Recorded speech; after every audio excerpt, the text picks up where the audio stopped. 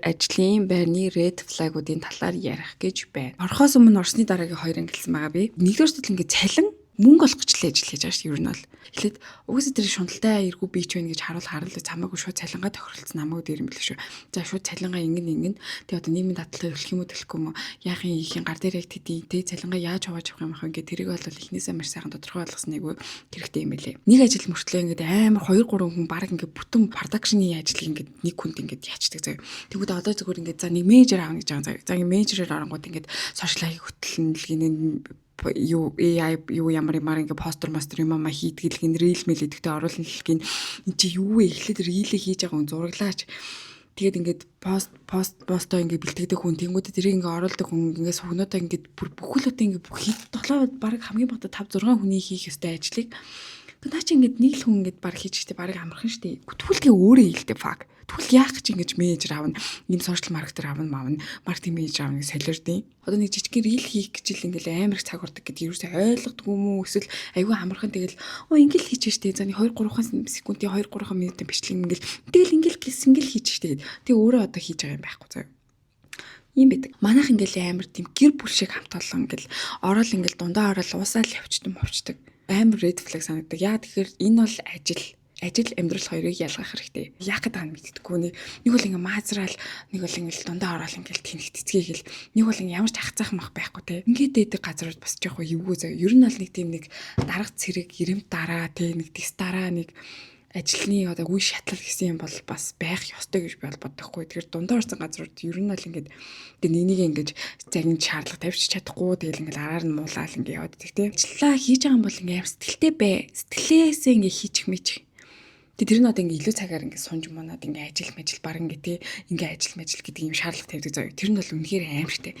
Үгүй ингээ ажлын цаг нь дууссан л бол тэгэл тараал зайлах хэрэгтэй шүү дээ. Тэр хүн хардаа ажилтай ч вэ, ажилгүй ч вэ, гэртээ очиод алцаагаа твдэг байсан ч вэ хамаагүй. Тарсан л тараа явах хэрэгтэй. Тэгэл нэг тарахын оронд ч ингээл нэг хүрээс үүлэн дээр хутах гэдэг шиг ингээл амар сони ингээл амар сэтгэлгүй ингээл шууд тарах цаг болонгууд шууд гараа явчихдаг шиг. Ёо угаасаа ажил тарж байгаа юм шиг гараал зайлал далдарч байгаа шүү дээ. Тийм үстэй угаасаа.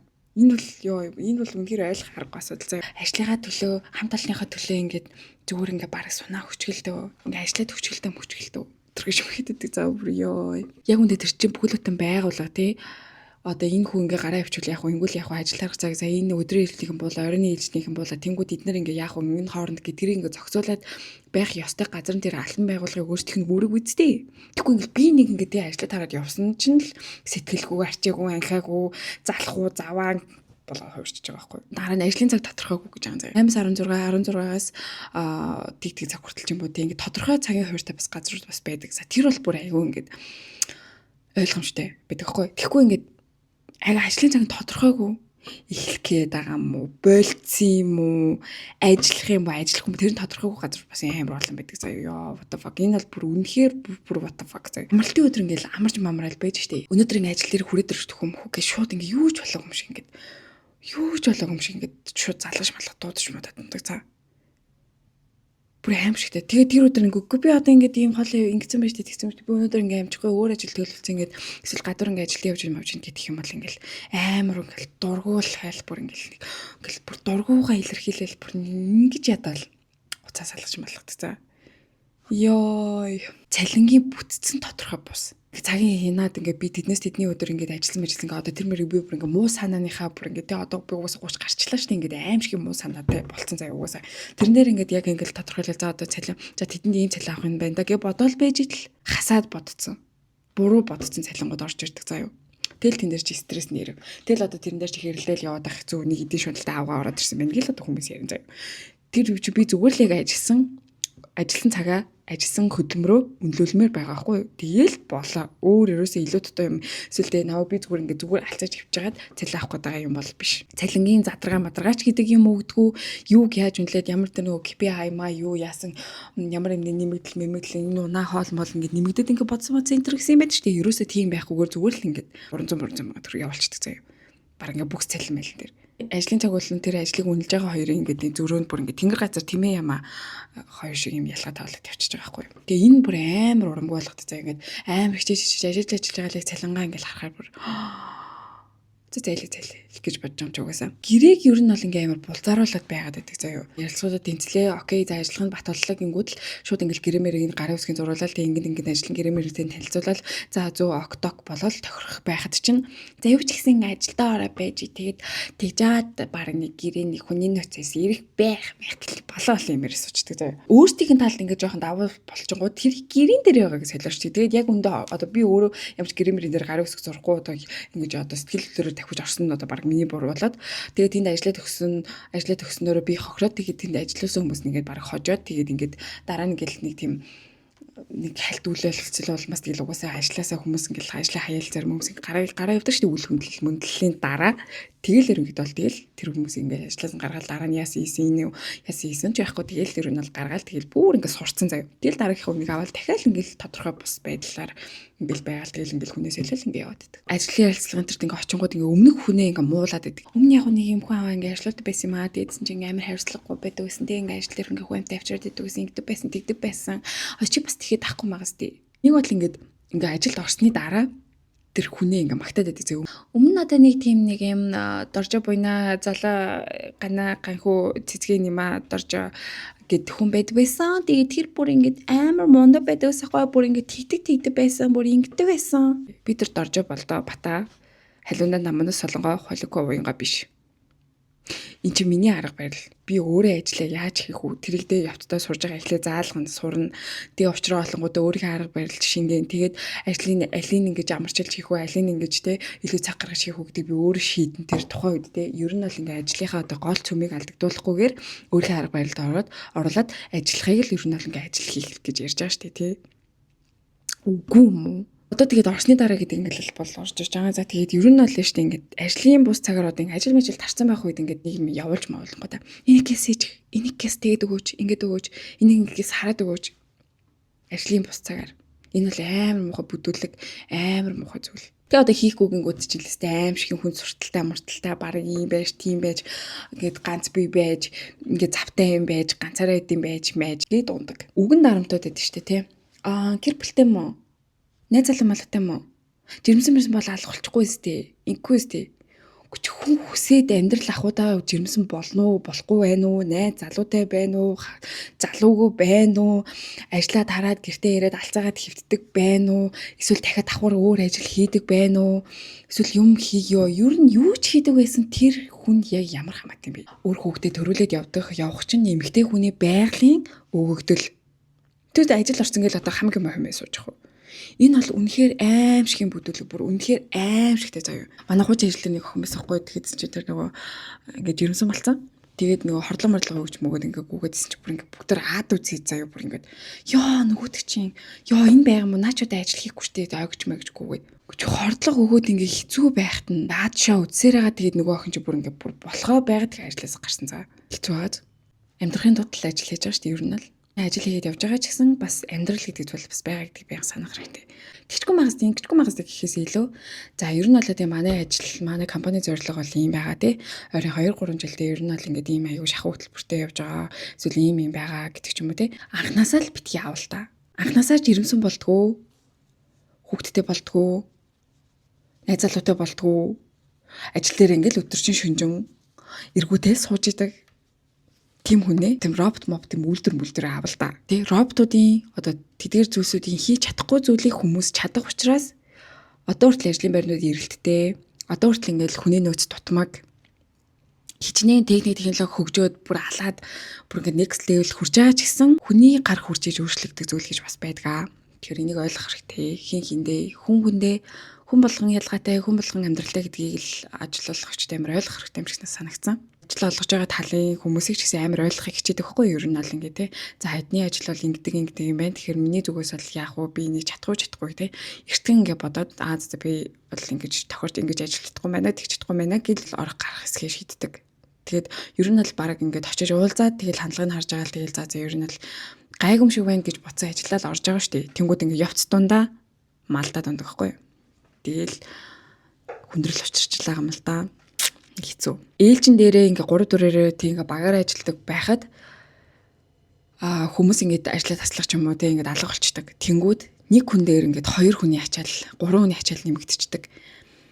Тэнгүүд тэрийг ингээд зүгээр л байх хэвээр асуудал юм шиг. Удирдах байгаа одоо удирдлагын хүмүүс нь бүх ажлаа ингээд ажилтнуудаа ингээд тогтчдаг. Тэнгүүд одоо ямар нэгэн шалгалт малгалт ч юм уу тиймэрхүү юм орж ирэх юм бол та нар одоо тэрийг тэгчээд яад юм бэ? Гिचгээд яад юм бэ? Гэт ингээд ажилтнуудаа ингээд бурууг нь тохоод идэг. Нэг хэсэгт ажиллаж байгаа бол тэр хэсгэл хариуцж байгаа болохоос биш. Бүхэл бүтэн удирдлагын ажлыг өмнөөс нь одоо өөртөө тохиож тэгж ажиллах үүрэггүй гэж би бол боддог. Дарга нарын дуртай ажилтан дургүй ажилтан гэдэг бас англи гарч ирж байна л да. Тэгээ нэг аранд зуугдсан нэг жоохон дургуг нь өргөцсөн ч юм уу те эсвэл өөдөөс нэг юм жоохон цалин малингийн талаар хэрүүлхийгээ жоохон өргөлзөөд тэгээ эсвэл амралтын өдрөө амармаар байна гэж хилцэн хүн эсвэл за ажлаа яг тардаг цагтаа тараад гараа явцсан хүмүүнийг те үзэхгүй. Бүр ерөөс ингээд бүр доош нь чигчдэг заяа. Тэнгүүдээ нэг дургуундээ бол тэгэл бүр амар дургуу. Бүр тэгэл нэг жижиг алдаа гаргасан чи хэлэстэй халан солино чиний зүгээр дараагийн үчи байгаа зүгээр өстэй нэр зүгээр явчих болно зайлчих болно. Ингээд дарамтлцдаг заяа.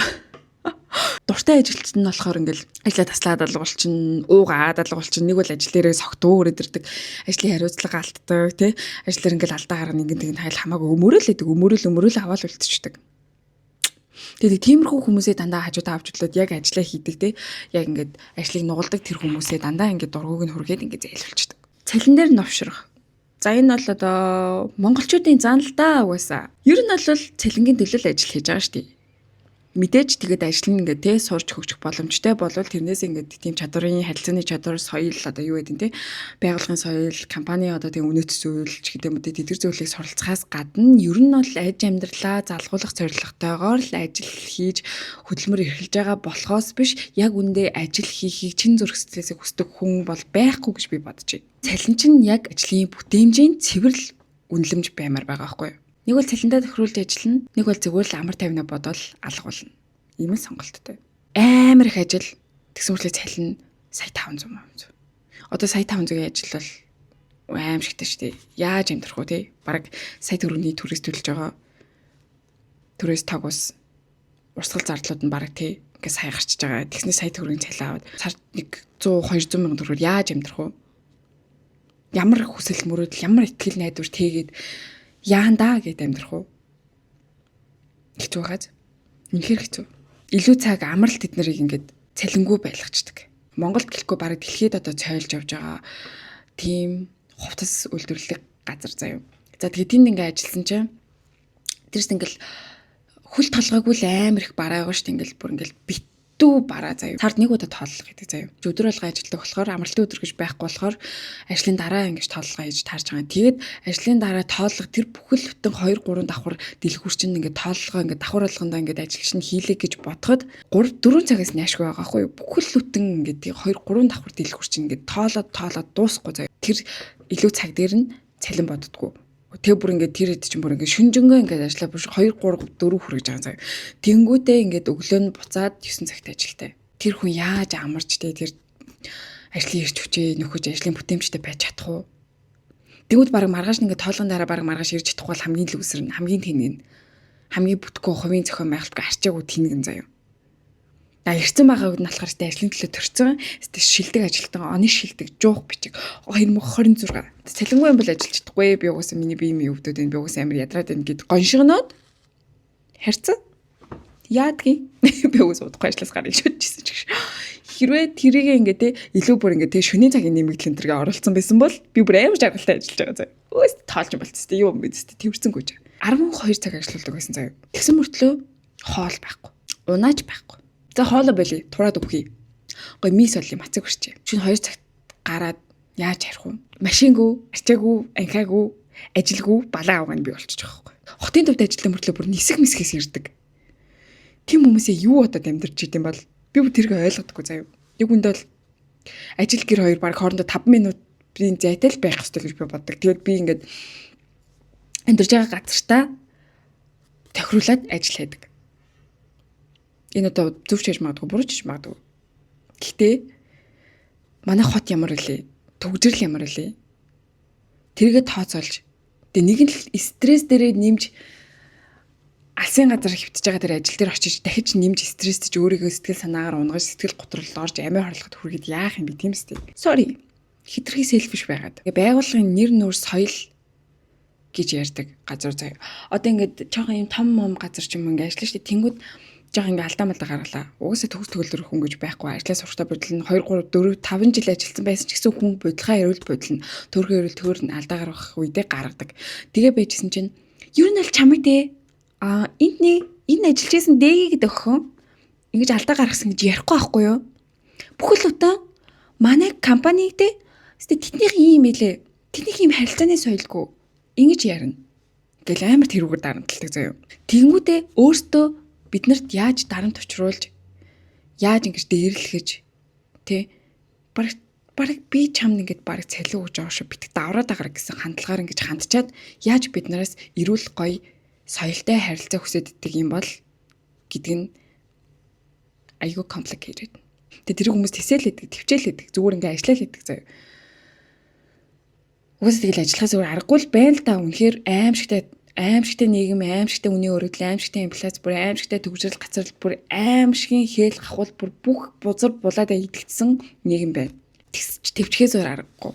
Тэгэд энэ бүхний эцэст нь зүгээр л өвчний өөр болж байгаа шүү дээ. Амар тайван байхын тулд хоосон суухыгаа илүүд үзэж байгаа байхгүй баг. Ажил хийх зүг, хийхгүй байх зүг. Хамгийн том red flag бол ер нь байнгын ажлын зар оруулж идэг. Байнгын л те найрсаг хамт олон таныг хүлээж байна. Таныг хайж байна гэдэг газруудад л үнэхээр эвгүй. Хүмүүсээ оруулаад солиул яваад байдаг гэсэн үг. Тэгээд айгүй тийм одоо оргил ачаалттай үеуд байгаа шүү дээ. Наадмын үеэр байна те.